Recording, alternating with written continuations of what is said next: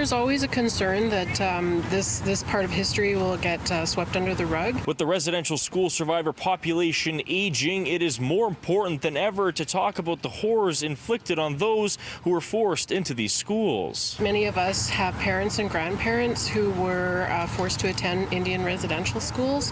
Certainly some of us that ended up in care as part of the 60 Scoop or adopted.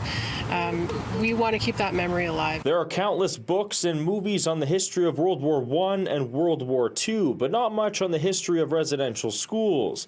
LaGrange says this stems from the Canadian government trying to cover up what occurred at these schools. With the TRC and the inquiry, that it really did bring it to light, and so I'm hopeful over the next while that we can continue that awareness and education of Canadians about Indian residential schools. Education is top of mind when discussing residential schools, but as Kayla Johnston from the National Centre for Truth and Reconciliation points out, each province and territory in Canada have their own Ministry of Education, meaning there is no set curriculum when it comes to educating students on this topic. Whether it be information on Indigenous peoples pre-contact, that relationship after contact, as well as moving into things like the Indigenous rights movements that we saw, as well as, residential school history, day school history, Indian hospitals and sanatoriums. Many museums and galleries are preserving Indigenous art, culture, and history right across the country, including right here in Winnipeg at the Canadian Museum for Human Rights.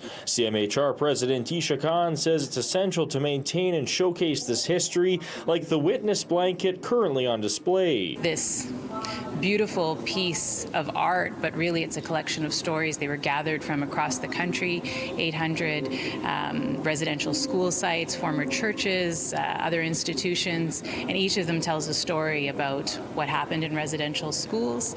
And it's a really personal journey for the people who contributed. Indigenous advocate Michael Redhead Champagne is doing his part to promote Indigenous art and culture. He says he is currently writing a book. It's going to be directed at children and explaining to them about how everybody has a gift and everyone deserves opportunities to share that gift. I'm really excited about that because I feel like it takes a lot of the Indigenous teachings and values that have been shared with me from knowledge keepers, and it puts it into a format that children can understand. LaGrange says there is still time to learn. We still have survivors that are here today and are speaking their truths, and so that's what we really wanted to focus on this time is to focus on survivors. In Winnipeg, Alex Carpa, City News.